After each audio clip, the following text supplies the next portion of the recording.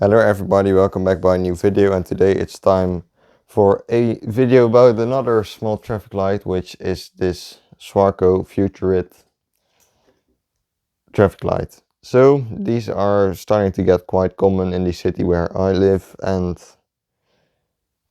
this is a pretty new model, maybe the newest model of traffic lights existing, which of course makes it LED. And what's interesting about these is that they have pretty big lenses. They're like 10 centimeters, which is pretty big for a small lantern, especially compared to the old ones.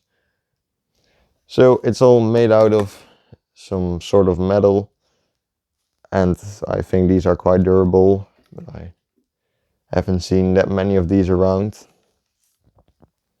So you can place them on the pole with two screws here, and the cables come out here, which we'll go over later since that's pretty weird. You can all see it a bit. It's a traffic light signal for a small traffic light for bicycles. And let's open it up, which is pretty easy by just unscrewing these two screws here on the bottom of the traffic light.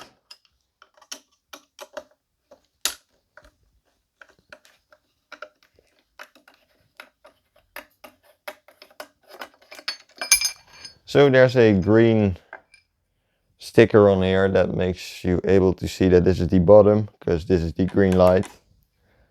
Let's not lose these screws. And then you maybe are asking, how can I like change the little LEDs here? And that's pretty simple by just doing this, and then you can easily see all the LED models here. So here we can see the name of the company, Swarco Futurit, which is here. It's pretty new, as you can see. It's from 2017 and it hasn't been used before. So that's pretty nice. And let's take a look at one of the little LEDs here. So it's hard to see, but this is the green, which uses 6 watts. And that's probably because it's very bright that it uses 6 watts. Also, the LEDs are made in 2017.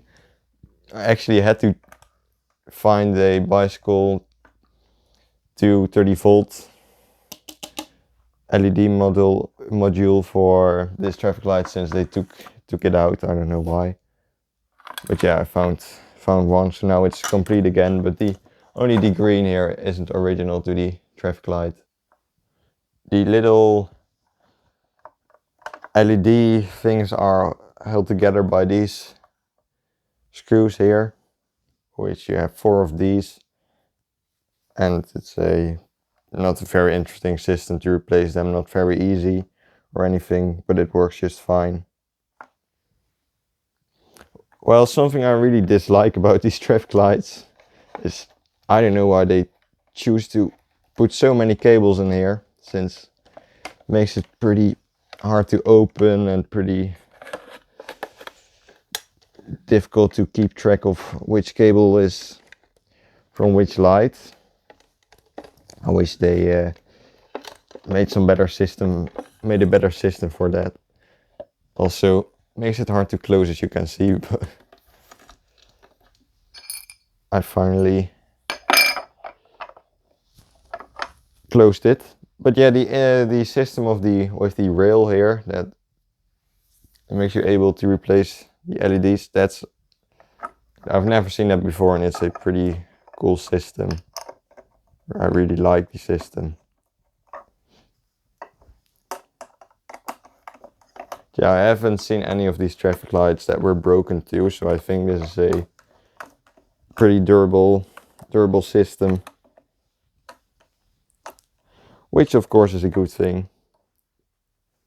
I've only seen these traffic lights I've seen one with water damage, but that's might be because they didn't place it correctly, or they didn't close it correctly.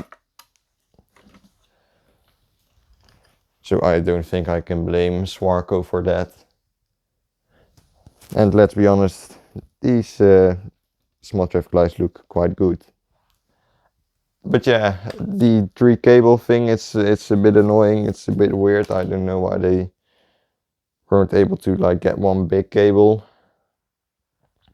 That probably didn't fit in this traffic light, I guess. You can still see that this is the green light by the little green stripe that's on the cable. And here we have this is yellow. There's an orange stripe on here, but because of the brown you can barely see it. And this is the red light. Something I find pretty strange about this traffic light too is that you can't ground these. There's not really an option for that, so I thought that was permitted, but apparently it isn't. Maybe not for traffic lights, and it's understandable when it isn't for 42 volts, but it's actually a 230 volts traffic light. But anyway, let's turn on the red light. So yeah, this is the red, and Jesus Christ, this thing is bright.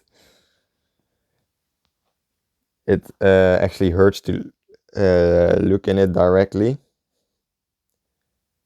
As you can see, the camera has again a bit of trouble focusing on the red light since it's so bright. You can see it on my hand too, but it's a good red color. Alright, and it's time for yellow. Which again, this one is bright, it's as bright as the other ones. But again, it's a pretty deep color. This one's actually a bit more orange than yellow, but they call these things yellow, so I'll call them yellow too.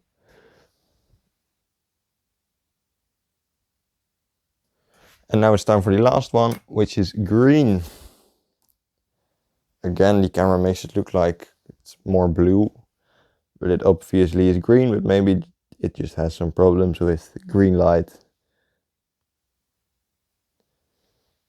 But yeah, this one's as bright as the rest is. And now it's time to turn them on, all at the same time.